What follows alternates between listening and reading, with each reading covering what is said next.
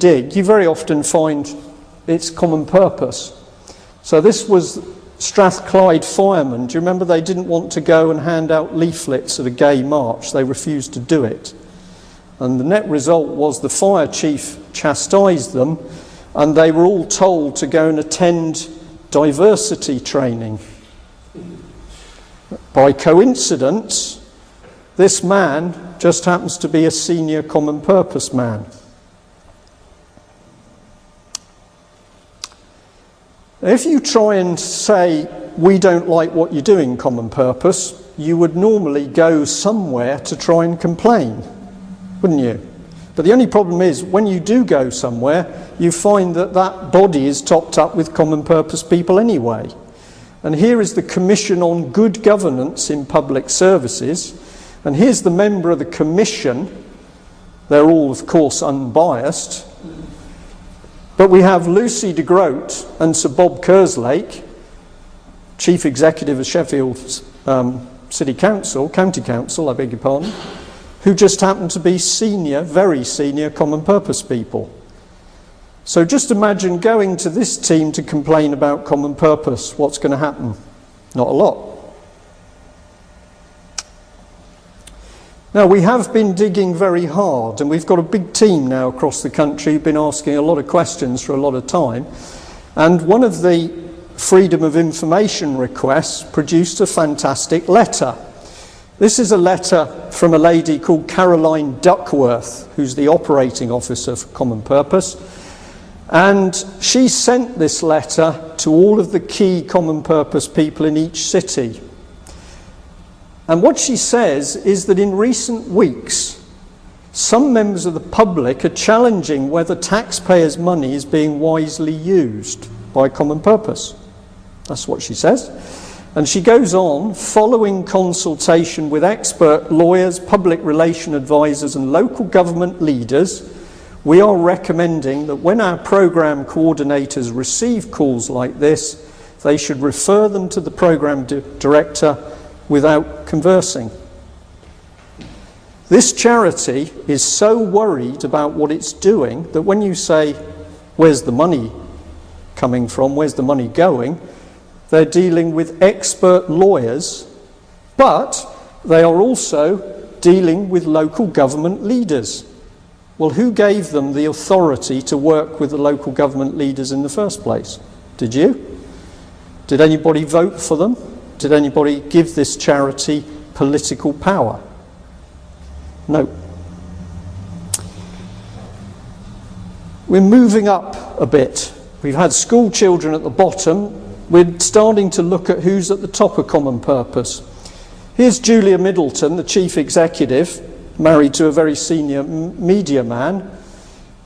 She previously was part of Demos. Does anybody know what Demos is? It's a Marxist think tank, basically. Marxist, you could call it Trotskyist if you want. Communist, doesn't matter. That's what she did. She's now Chief Executive of a leadership charity. This man, very, very important, because Jeff Mulgan is the man who set up Demos. And Demos and Common Purpose are very closely connected.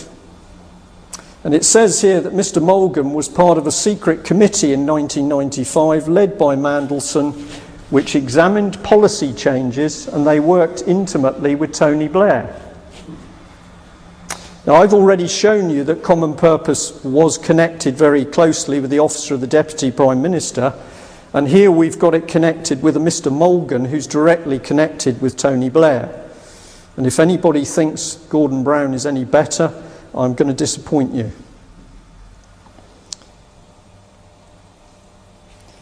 This is a bit more of the same document, but showing the people mixing. We've got Jeff Mulgan,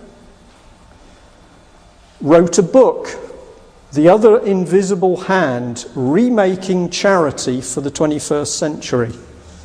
Mr. Mulgan produced a book which was to do with using charities for different purposes. You get a clue to what he wants to do because he actually doesn't tell you what he wants to use the charity for.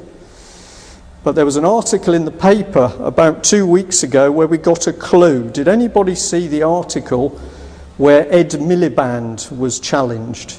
Because he was producing a paper saying it should be acceptable, it should be legal for charities to get involved politically. You saw that. And it was the Tory shadow charities minister who picked up on it. And he said this is sinister. Now, what I'm going to suggest Ed Miliband, his father actually was a communist, but what Mr. Ed Miliband was doing was trying to cover up the fact they know the lid is coming off Common Purpose. Few more, just so that you know. Sir Jeremy Beecham, Janista McIntosh. And let's look at it as a diagram. What we got down here is what I call the EU control structure. Now, I know the Office of the Deputy Prime Minister is gone, but all they've done is moved it into the Communities Department. It's gone in name, it hasn't gone in function. And the DTI, Department of Trade and Industry, but that really stands for deception, trickery and intrigue, because the DTI is rotten. We've got the Government Office of the Regions, we've got the regional assemblies, we've got the regional development agencies, private sector and the general public, and at the bottom we've got the school children. And what Common Purpose is doing is injecting its people into each layer of that society, the selected leaders of the new society. And where does Common Purpose get its direction from? A little cluster of very nasty think tanks, of which Demos we've talked about, but we've got the Council of Foreign Relations, the Tavistock Institute, the Royal Institute of International Affairs, and the Work Foundation, and some others. But what is the basis of these people? They want to change our society. You can say they are slightly fascist, or you can say they're slightly socialist, communist. It's a sort of mix. But all of these horrible ideas are being sucked up into Common Purpose, and then like a cancer, they go into this new layer of EU government.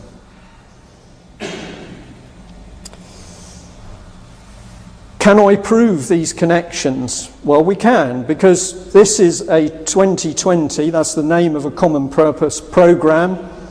This is a training day, and here we've got a brief by Dr. Catherine Fleshy, the acting director of Demos. So we've got people going to a very senior Common Purpose meeting, and they're being briefed by a communist organisation. What's even more peculiar is down the bottom, we've got Sir Richard Mottram, the Security and Intelligence Coordinator of the Cabinet Office. He's also going. So I'm getting confused as a military man, because originally we had a problem with the communist world, we had a problem with the fascist world, and we had a democracy. And that's what I signed up to defend. And that's what people are dying for in Iraq and Afghanistan. But now, at senior government level, we're inviting these people in for tea. This is another meeting. And here I can prove to you that they're very pro-Europe. Europe, how does it work? And we've got Matthew Rees, Councillor, Private Office of the General High Representative, Council of the European Commission. And it's hosted by the European Economic and Social Committee. This is a charity. It's not. It is a very, very vicious cell-like structure that is working, and you can't see it. BBC is riddled with it. I'll just put BBC up there to give you a flavour. But we've got a visit to 10 Downing Street.